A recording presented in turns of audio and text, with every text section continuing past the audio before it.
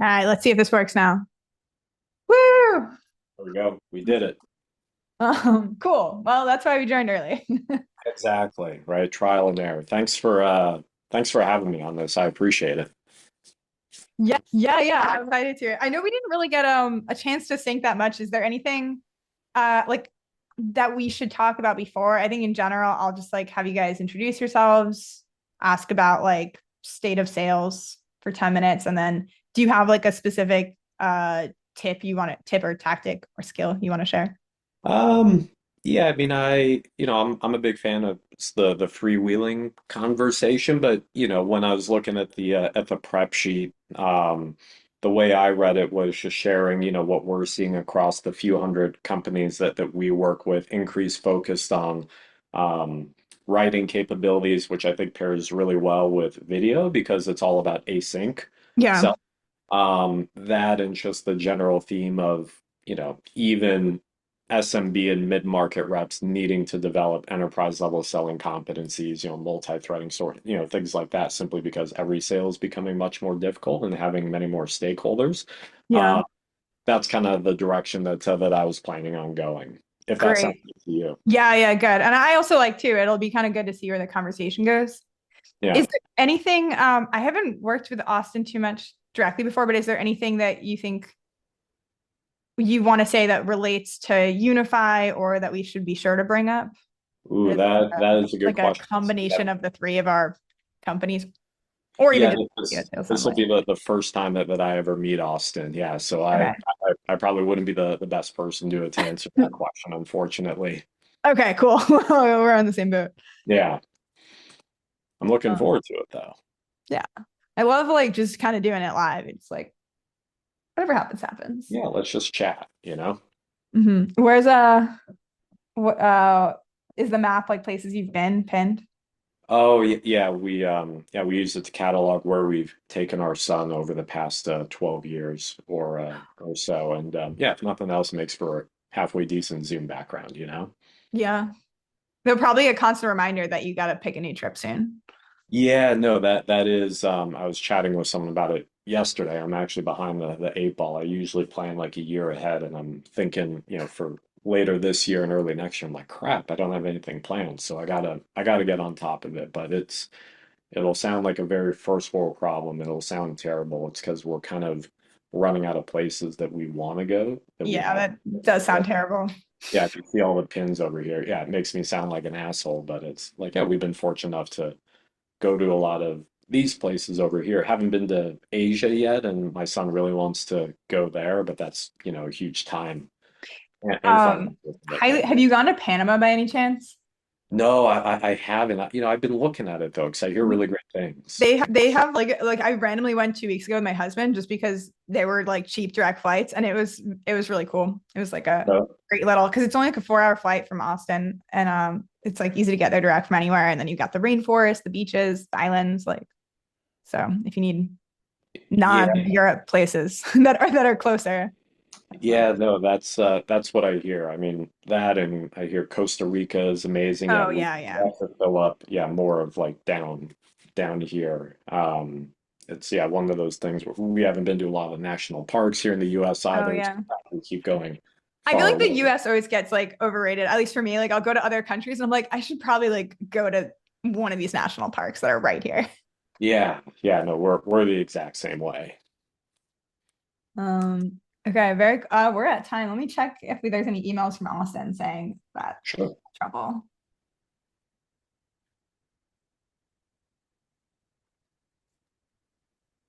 We'll give him a second, I guess.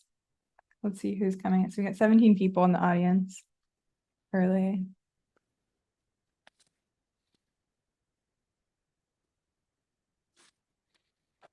What do you think is perfect?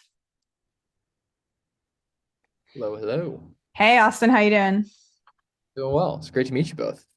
Yeah, Yeah, you great to meet you too. Where y'all calling? I'm in Austin. Matt, where are you? Chicago. Okay, cool. Yeah. Very Um, cool. I know we're on time. So what we'll do is I'll hit like start webinar in a second and then have you guys introduce yourselves and then we'll just kind of take it from there. Also, was there anything like you prepared Perfect. on a show, or just kind of we'll feel it out and go with the questions? Yeah, I brought like a play that we run on Unify that I may show, Oh, depending perfect. on time and whatnot. So I've got that ready. Okay, beautiful. All right, you guys ready to start? Yep, all set. Thank you. Awesome. Let's get started. Button click. All right. Hello, I believe we're live. I see attendees rolling in now. Hey everyone, welcome, welcome. Feel free to drop where you're calling in from in the chat. And if there's anything that anyone here like especially wants to make sure we talk about, just drop it in the chat now and we'll kind of keep an eye on it and try to come to it. Chicago, Baltimore. And how about while people are joining in, do you guys want to give quick introductions on yourself? Maybe Matt, you go first. Yeah, and thanks for having me today. My name is Matt Green. I'm the co-founder and chief revenue officer of a company called Sales Assembly. We provide all the day-to-day skills training for, as of today, a few hundred B2B technology companies. Austin. Awesome. Also excited to be here, Bethany. Thanks for having us. I'm Austin, co-founder and CEO here at a company called Unify. We're building the future of automated outbound. Excited to chat more about sales tech and all that fun stuff. Awesome. And hey, if anyone doesn't know me, I'm Bethany. I'm the co-founder and CEO of Sendspark, and we do AI personalized videos at scale. So let's dive in. I know that like a topic that we all feel like we're hearing and seeing a lot is that outbound is changing. Austin, I know you're at the forefront of it. I want to get your guys' takes on like what is the state of sales right now in your opinion? Like what is kind of different now than what used to be, and what do you see happening next? It's a really good question. Happy to start it off. Sales is in a very interesting spot. I think, winding back the clock a little bit, we're a little bit over 2 years from the ChatGPT moment. And I think we've come through a very interesting period of time in the 2 years since ChatGPT launching, where we probably had like the 2010s era of the sales loft outreach version of sales engagement. That model has slowly started to decay, and what we're starting to see now is that there's this move towards personalization, and I think we're kind of starting to enter what I think is going to be a golden era of AI and sales, which is actually that like the strategy is no longer push crazy amounts of volume and get volume as high as you possibly can, but it's actually thinking about how to use AI to really deliver personalized, best in class experiences that you would as a human if you had the time to do that for every prospect that you just don't. And so I think we're starting to see some of this on the horizon. We're starting to see some of it in how we run our own outbound, but the landscape is definitely evolving really quickly. Companies are innovating, they're building new products left and right, and I think that's just really great for buyers today. So my quick 2 cents. Yeah, I mean, I would fully agree with that. Another thing that we're seeing a lot of on our end, it's like this pendulum swinging back, and that old phrase, "What's old is new again." We're seeing a big push towards getting back in person, right? Not only when it comes to generating net new pipeline, right? Because there is this understanding that, like, yeah, since ChatGPT, to Austin's point, quantity of outreach has increased. So very much to his point, okay, well, we need to increase the quality, we need to increase the personalization. One route that a lot of organizations are taking, they're thinking like, hey, if we want to break through all this noise, we have to find a way to break through the screen, right? Mm, We are seeing many more investments in things like conferences, trade shows, even sidecar events, small dinners and happy hours that people are doing across the country. And what's interesting is we're seeing that not only as a form of generating new opportunities, but also kind of pressure testing existing ops, right, that are going through the sales cycle, right? One thing that we know a few companies are doing really well right now is, if they're getting to maybe towards the negotiation stage of an opportunity, and they throw out to the prospect like, hey, we're going to be in town, why don't we get together, let's drop by the office, something along those lines. If the prospect says no, they're like, okay, well, is this opportunity really as healthy as we thought? mm. So it's also given them the opportunity again to really like pressure test and requalify some of the deals that they might already be working on in cycle. I'm curious when you think about like the difference between AI personalization and scale versus in person and like really like human personalization, is it like there's a time and a place to do both, or one is better than another, or one is better for one type of business, or like how do you think about who should use what and when?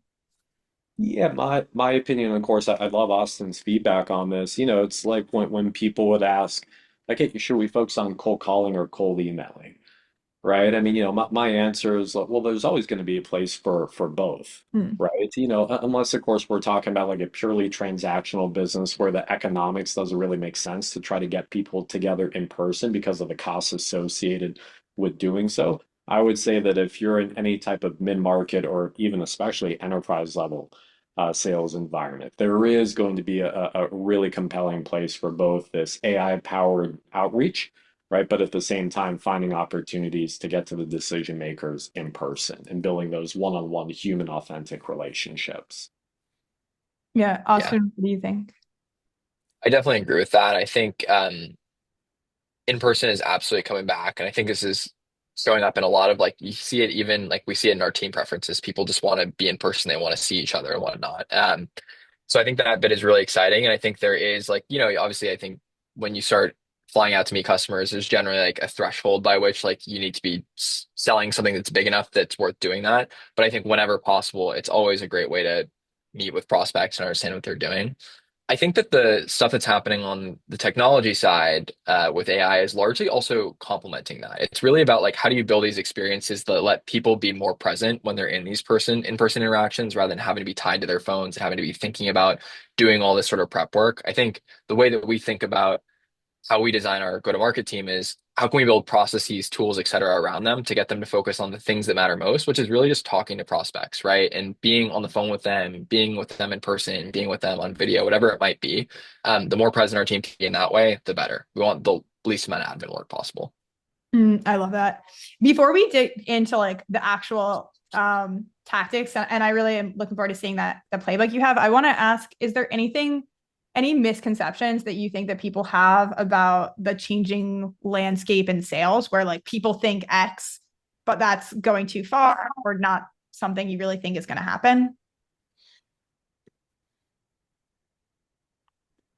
It's a good question. My take is that personalization and the way that people think about it today is a little bit overblown in that personalization is a little bit more about relevance than it is about just like pulling random facts out of thin air. And I think we're kind of Yeah. transitioning out of that era a little bit.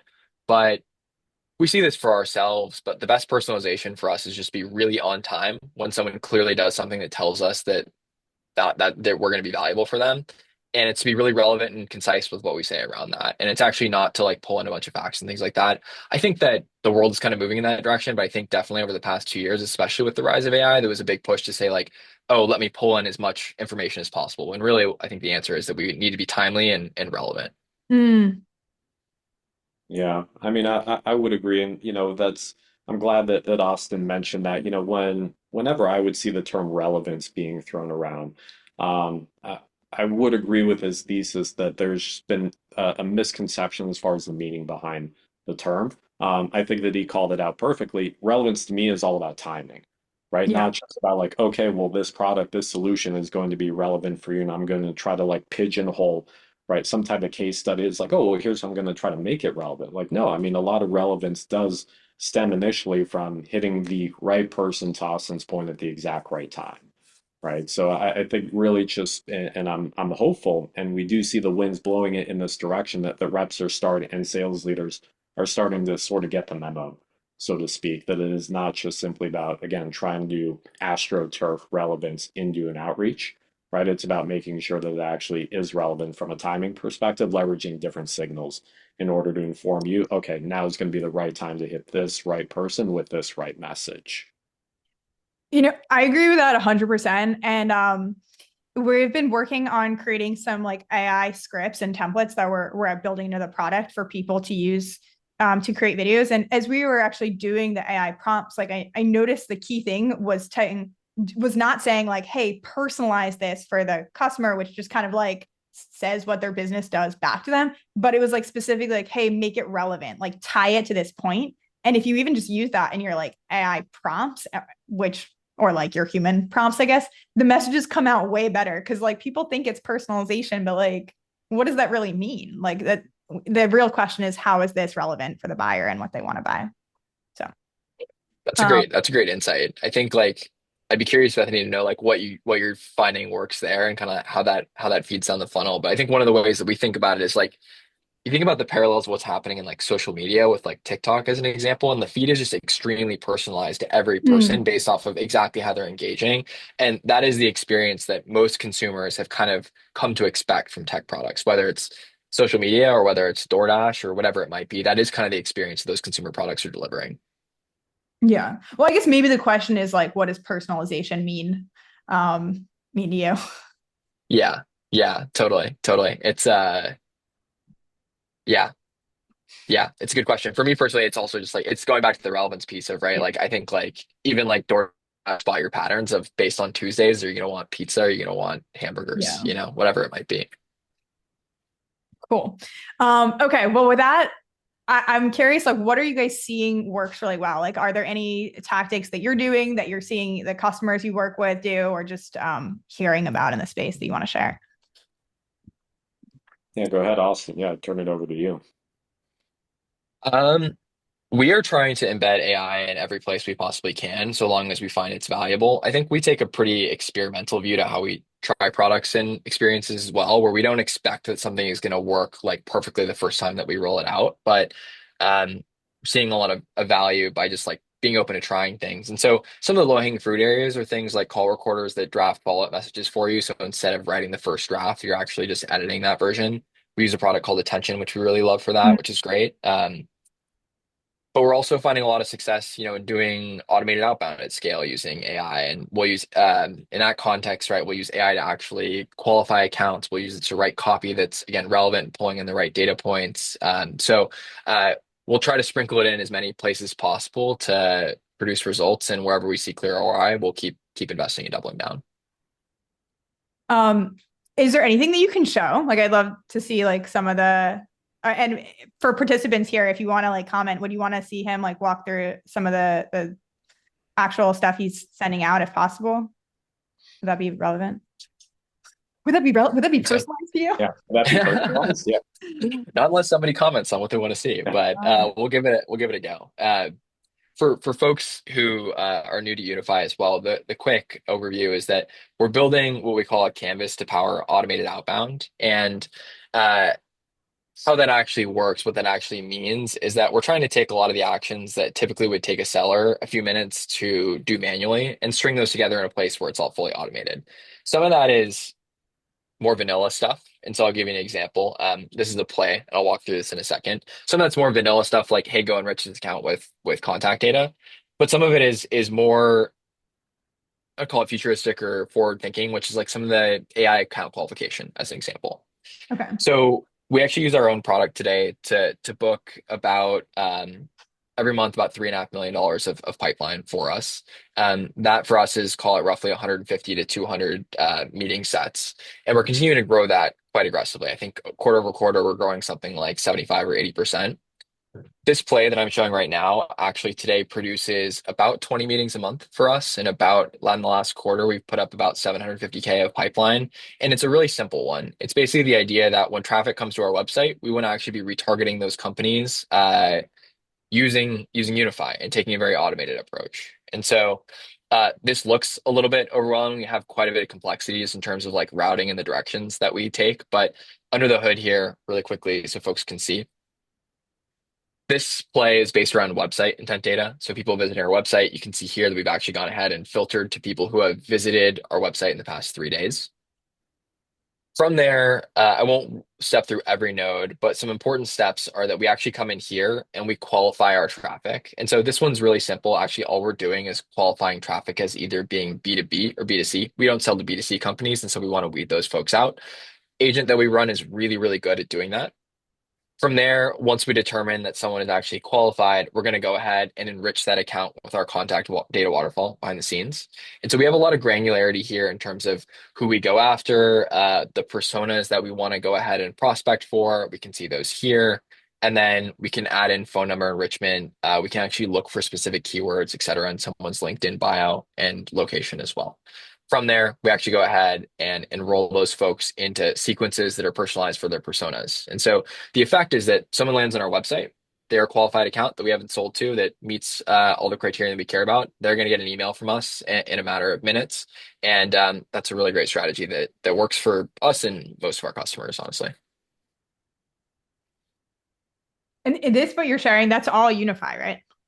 Yeah, this is all Unify. Exactly. Cool. Let's open up. Does anyone have any questions? Any questions for Austin about that, or any thoughts? And Matt, I'm curious what you think about that flow as well. Yeah, no, that's impressive. I mean, the one thing that I was going to throw in there, just as far as like a tactic or some opportunity or resource or tool for some of the attendees to look into, after you're leveraging a platform like Unify to book all these meetings, a tool that's been extremely helpful for us here at Sales Assembly. I'll actually drop it in the chat as a tool called Fluent. Austin mentioned some a few moments ago. It's like, yeah, got the call recording, takes the transcripts, turns it into emails, where Fluent has been a game changer, not only for us, but a lot of organizations that we know, is taking the transcripts of call recordings and turn them into really compelling business cases with a click of a button, right? Oh, We all understand that if you're in any type of mid-market or especially enterprise type of sales motion, Bethany, if you're my champion, sure, I might be talking to you throughout the course of, any given day, but behind you are two, five, seven, maybe even 10 people that I'm never going to have the opportunity to meet with.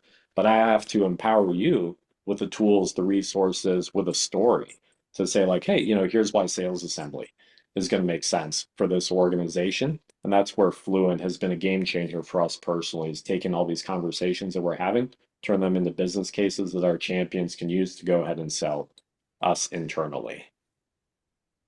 that's really cool. Do you also use that for marketing content, or is it more to empower the individuals? Because I feel like that could also help you just know how to update your website. Yeah, no, it's that's a great question. We use it right now, and I know that the tool has, intentionally been built more about empowering, the champions and the decision makers within deals. But I've actually, I'm a dumb sales guy. I'm not a marketer, so I've never really thought about like, okay, how do we leverage some of this feedback for, improvements in the marketing arena? But now I know what I'm going to do right after we're done with this conversation. Sorry, I've been a marketer for way too long, so that's always where my brain goes. Yeah, Um, it's alignment, it's perfect. yeah, Austin, you have a bunch of questions rolling in if you want to start taking these. Yeah, happy to. So does this workflow trigger on a visit or a sign up? So either or is the answer. We actually can trigger off of anonymous visitors at the company level, or we can trigger at the person level. And in Unify specifically, we get person data from people filling out forms, people clicking through links into emails that then kind of lead to the website, as well as people logging into free product experiences. And so we look a lot like a PLG provider in that sense. And so we find today that actually about 10% of our traffic, we actually know at the person level, and about 50% we know at the company level. So if that's helpful for data. Uh, Wait, I want to hop in here really quick because I feel like the world talks about like RB2B and Warmly so much to identify website visitors, and people always forget about forms. So like you can't catch like everyone, or what about Europe? And it's like, dude, we've had pop-up forms on websites for a long time. They still work. Like you can just capture people's emails, give them a little like reason to drop their email, and then use that as well. And that's, legal in Europe. So I'm glad you said that. And I wanted to make a special note for it. Totally. I think one of the things that, and people will always be like, well, like that's not the bulk of my traffic. And I think what we actually find is that over time, 6, 12 months into doing this at the person level, you build up a considerable portion of people who come back to the site. And then you know with extremely high certainty who they are. We book, we've closed multiple deals off of exactly that strategy of an AE just being like, hey, this person I sold to 4 months ago is back on the site. Like, what are they doing? And just ping them and instantly a meeting set, and we'll go from there. And so it's cool to see that motion starting to really play out. And then next question is which tool we use to identify website visitors? RB2B doesn't capture much. So we use a combination of 6sense, Clearbit Reveal, and Demandbase under the hood. And so we're actually waterfalling those providers for you, which helps you get better coverage. And so we don't today work with a provider like RB2B or Warmly who does cookie to individual person mapping. But we also find that in that data set, you actually have quite a bit of false positives. And so you can end up on this goose chase to a degree. So we don't do that product, but we do the company matching piece. And then the last bit here is there a point where Unify's product would wipe out and the outbound SDR BDR position? It's a good question. Our perspective is no, that we're actually just making the BDR SDR job much more strategic. So at Unify, actually, we have a team of SDRs that are incredibly talented. They spend almost all their time focused on key upmarket accounts that we want to land meetings with. They spend a lot of time on the phone and sending very, very one-off LinkedIn messages, emails, etc. And they're really, really good at that. And I think one of the things that's really powerful about having good SDRs is that one, they can do that work really well and better than I think that AI will be able to do for a very long time. And then two is that I think something that's often missed is that the SDR position is an incredible funnel into the rest of the sales org. And we've actually had a lot of success internally with a lot of our really stellar AEs actually come starting with us as an SDR and then grow into being an AE.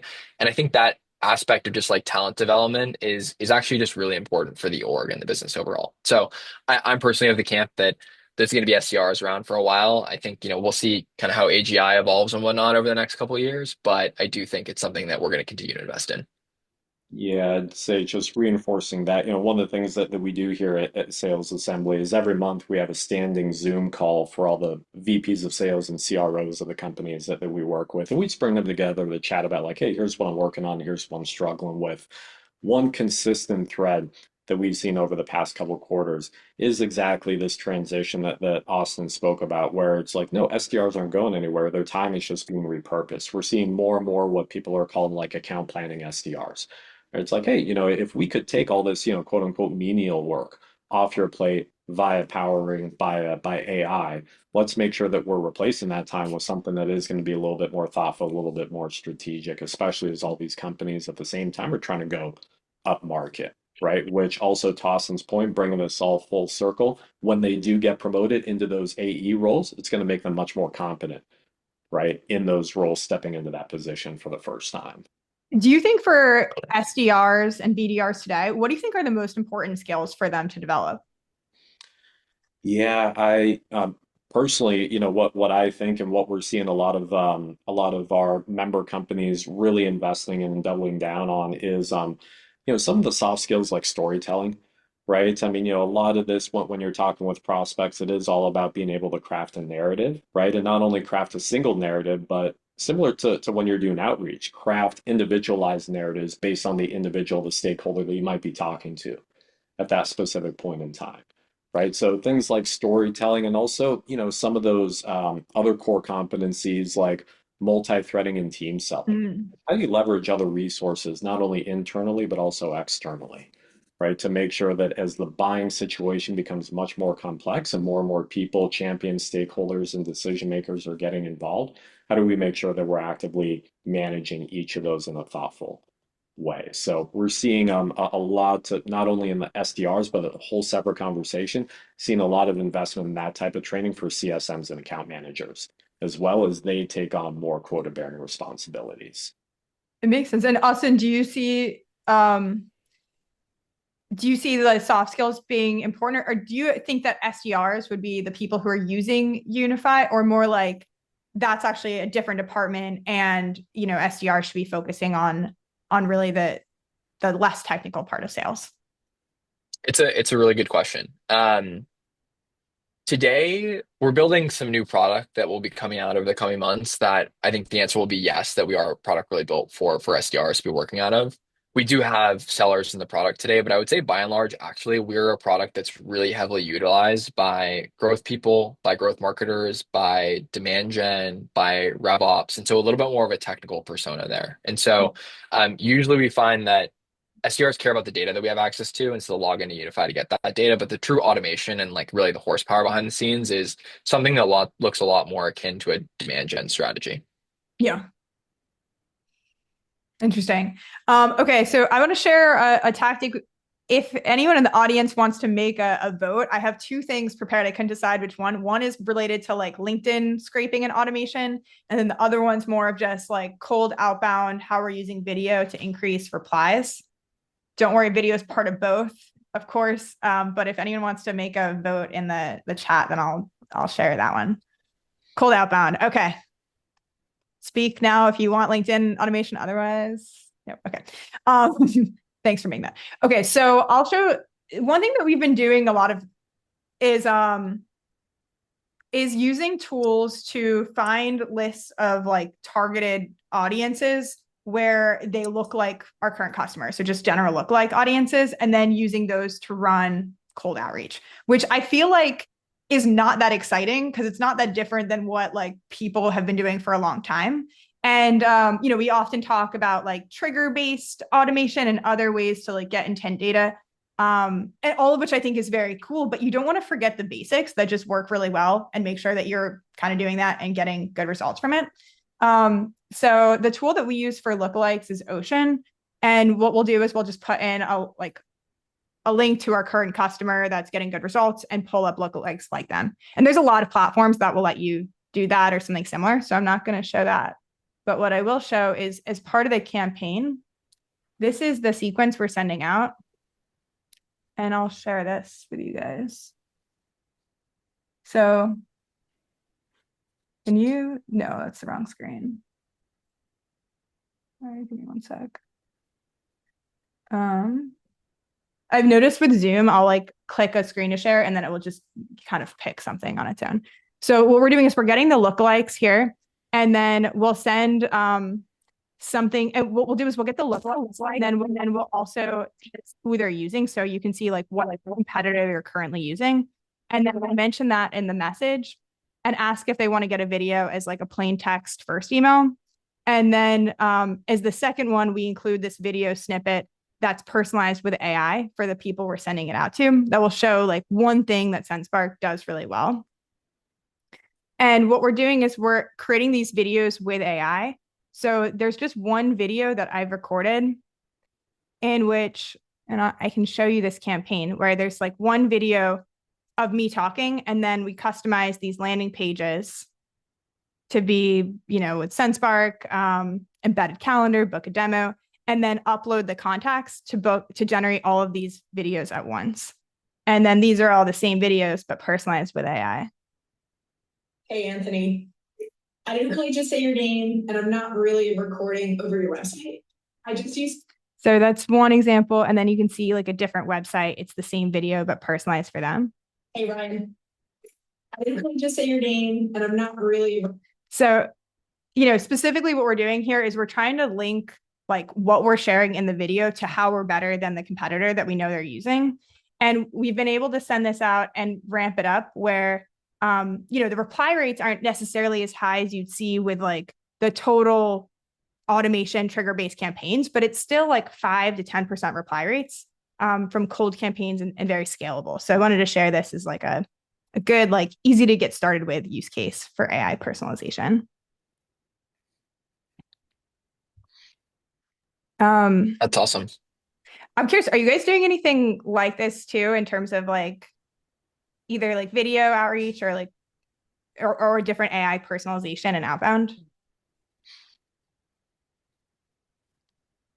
Matt, you go first. Yeah. I know that Sales Assembly, we actually, fortunately or unfortunately, depending on how you look at it, we haven't really done outbound. I mean, our growth over the past 8 years has been mainly via references, referrals, and, some inbound, especially on LinkedIn. We do know that a lot of companies that we work with, however, at least over the past, God, I mean, 2.5 years, have really been leveraging video, not only just for outbound, but again, different points throughout the sales process, or even sort of tangentially related to outbound, really small things like if you have a first meeting coming up on the books, let's say tomorrow, Friday, you see 3 or 4 people that have been added to the calendar invite, making sure that you're sending a personalized video to each of those individuals. Hey, my name's Matt, looking forward to meeting you tomorrow. Here's the point of the meeting. If there's anything that you want to make sure we cover off on, respond here and let me know.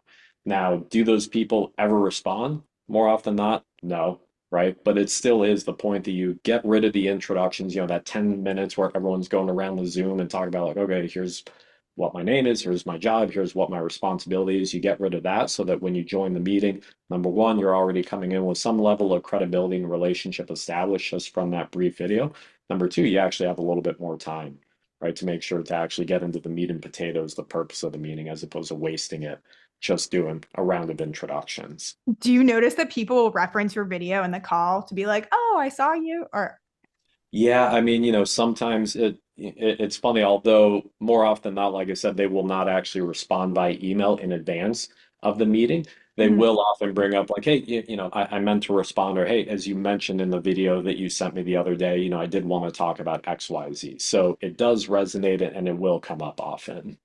Yeah, I've noticed that too because we do so many videos and people will be Yeah. like, "Oh, I know you," and I'm like, yeah, it's so nice though because it does like warm things up to like go into a meeting and then have that like rapport already there, even when it is one sided. But hey, that's what sales is a lot as well. Um, Yeah. what about you, Totally. Austin? Do you do any We, video? uh, we use it a little bit. Yeah. We just for like, one-off cases, we're trying to communicate a little bit more. I was really impressed by the demo though of Sendspark and want to really give that a try and see what we can do because 5-10 response rates are no joke, especially on a longer list. So that's super cool. Yeah. Yeah, I this is the first time I've seen so much inside of Unify too. Like we've got to do more like integrations or something there as well. Totally. Totally agreed.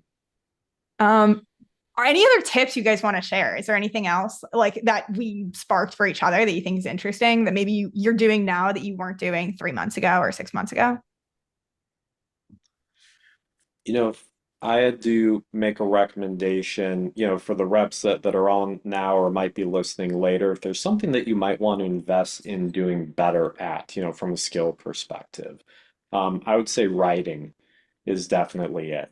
And it does tie in pretty well, I think, with the concept of using video, which of course everyone is doing now. It all does tie back into the general theme of asynchronous selling, right? And not only to set that initial meeting, but to make sure that any meetings after you qualify a prospect and you're moving them through your pipeline, that again, you're going to be able to craft compelling narratives, not only for your champion, but for all the other decision makers that you may never have the opportunity to actually hop on a call with. So if there's one, find the Toastmasters for writing, if there is something like that in your area, and just focus on upskilling your competencies in that area. Do you feel like AI is helpful, or do you think that it is teaching people not to think anymore? I think that AI used properly is extremely helpful, right? Because it can be a really effective thought partner, right? And that is, of course, if you are taking into consideration all the stuff that's like table stakes, doing the research, digging into 10Ks and pinpointing like, okay, what are some of the priorities that the CEO laid out on his or her last earnings call, whatever the case may be. Leveraging it as a thought partner to come up with different ideas, different ways to craft messaging rather than just letting it do all of the writing for you. I think is going to be the best approach, especially again when you're actually getting into an actual sales conversation after the meeting, after the initial meeting has been booked. That's where I think the best AEs, the best sellers, are going to be able to leverage AI to their advantage. Great tips. I had to add kind of maybe one take is that I think that adding someone who looks a little bit more technical to your marketing team is just such a big unlock today. And I still think it's so few and far between that we actually come across teams that do that. But um, someone who's kind of experimenting with all like kind of the modern tools, who maybe thinks about demand gen and driving pipeline in a different way than kind of the standard playbooks that have been run over the past 5 years. We call this our growth team internally, but our growth team is two folks, both come from computer science backgrounds, neither of whom were traditional marketers before. And I think it's been one of the biggest unlocks for us as we went from 0 to 1. And so I just encourage folks to look for like some sort of like outside the box thinkers on the growth side of the house. And I think that really pays off a lot. Yeah, we have that too. We call it our hypergrowth team.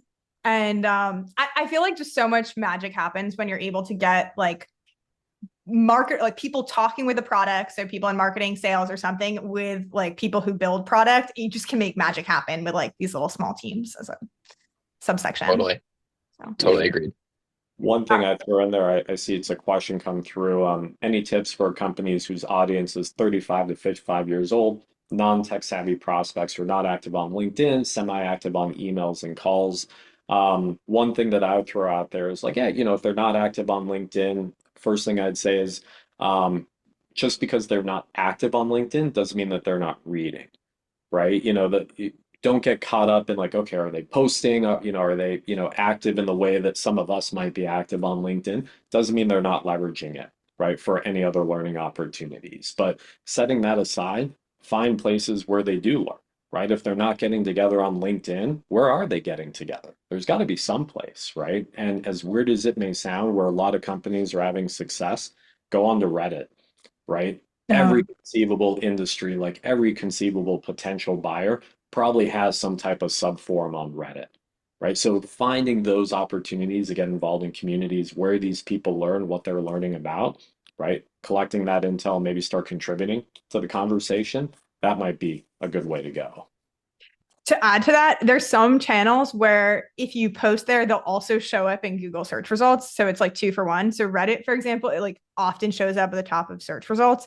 You can't be like too pushy on Reddit, but like if you can find stuff related, and like how that will show up in Google, that's helpful. And then same with LinkedIn, posts there will often show up on Google, but they have to be pretty good. And then of course, YouTube is like one of the easiest ways to get to the top of a Google search page. Like even making a low quality, like record your screen, record yourself, talk about a topic and like post on YouTube. Ideally you're getting to the YouTube community, but worst case, you're still probably going to show up on Google for at least a very specific search. So if you can get those 2 for 1s, you said Reddit, and it just reminded me of that because it's a gold mine for both Reddit in itself and getting Google search results. I really like your framework too, like thinking about where your audience lives and just going there. Like I think that's a great, like you can just pull on that thread in endless amounts of ways. Yeah. Guys, we're in the last, like, what are we, 8 minutes? So if you have questions, now is the right time. Just drop them in the chat and we can kind of talk through them. But if you have more, just feel free to drop them in now. Or Matt and Austin, is there anything you want to make sure that you leave, like one main takeaway as well that you want people to leave with?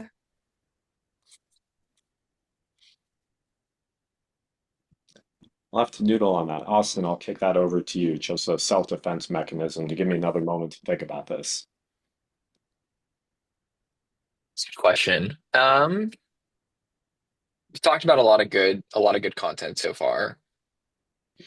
What one thing that's coming to mind is just like I'm I'm biased just because the company that I'm building and the space that we're in, but I do think that AI is changing the ways that we do so many things in our companies day to day. We talk about it a lot in sales, but it's true of customer support. It's true of a lot of other areas as well.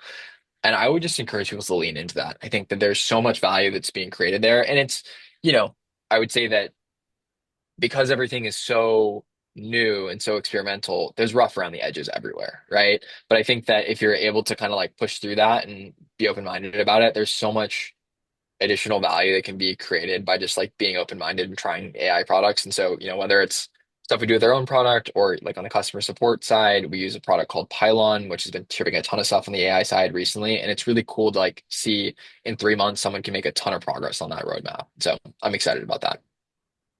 Yeah, I'll have a cop out answer and just piggyback off of what you just said. But yeah, really embrace AI. And to illustrate it by a clear-cut example, I was on the call with an enablement leader at a good sized company that the name might be recognizable to most folks on this call last week, and he mentioned that actually part of his quarterly review, his boss and his compensation is tied to this. Every quarter, he has to demonstrate to his boss how he's integrated AI into something new within his business, right? So I'm not necessarily advocating that we all have to go that rigid, right? But to Austin's point, I think it is real. We will be missing the boat if we're, kind of defensive and getting scared about like, okay, is it going to take our job? Is it going to do this, that, or the other thing? No, I mean that conversation I think is well beyond its expiration date. I think the way to think about it now is like, okay, well, let's be thoughtful about how we could more thoughtfully integrate AI into what we're doing and not make that just like a one-time thought, but on an ongoing basis, just given the rate of how AI is changing,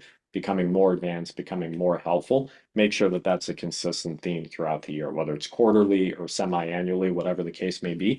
How can I improve my efficiencies or effectiveness by leveraging AI to a greater extent than I am today?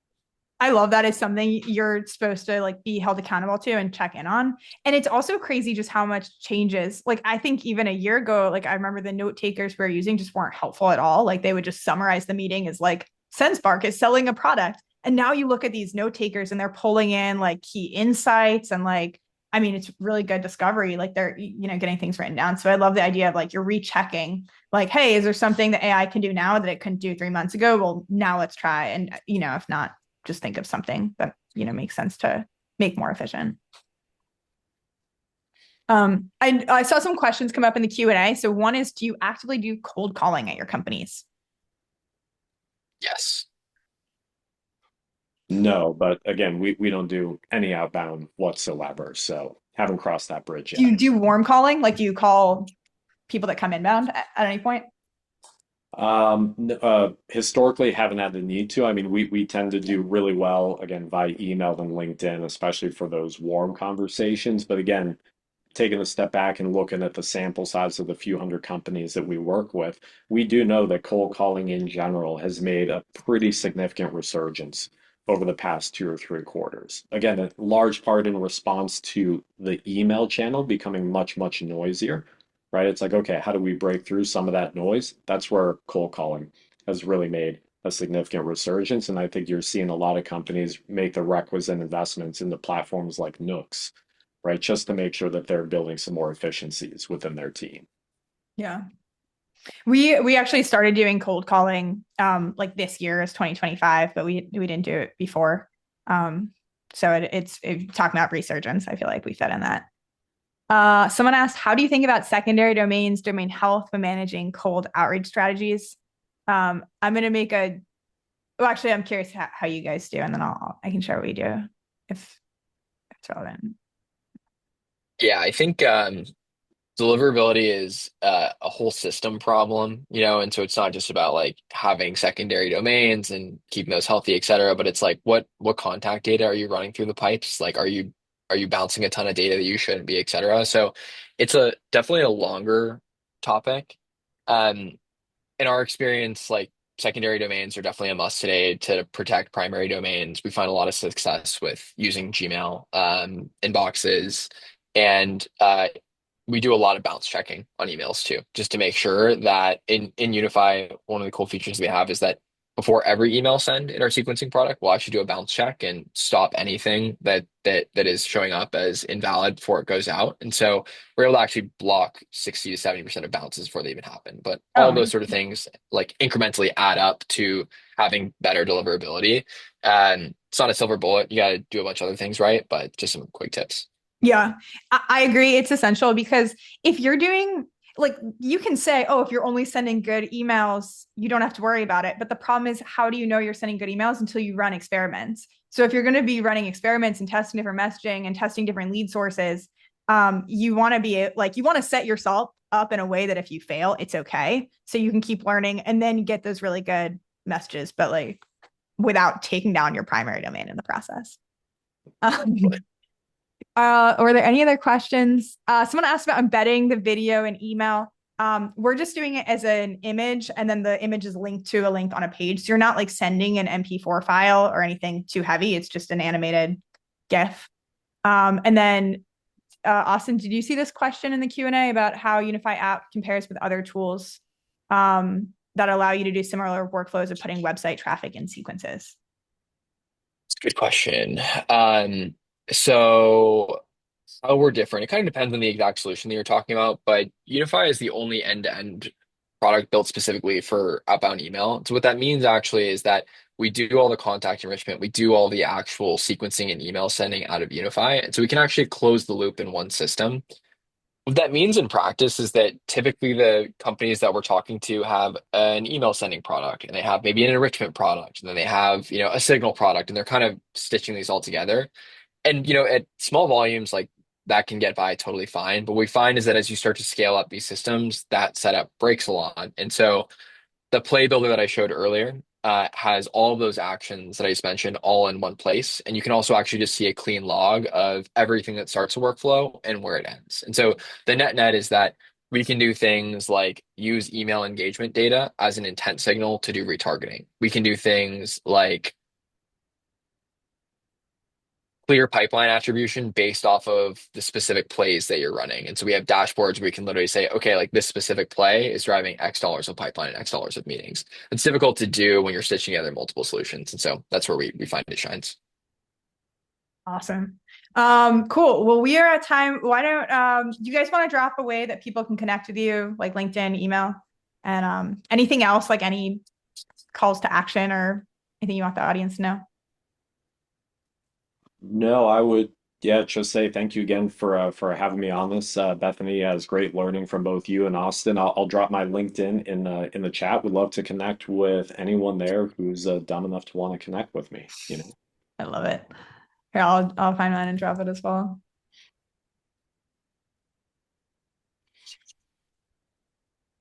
Austin, any takeaways you want to share? Thanks so much for having me, Bethany. I'll shoot my LinkedIn around as well real quick in the chat. Okay, cool. Second. Thank you both for being here and sharing the tactics, and thanks everyone for joining us. This was really fun. Yeah. I see all the LinkedIn there, so try to click them quickly before I end the meeting. Awesome. All right. Thanks everyone. Have a wonderful day. Thanks everyone. Thanks all.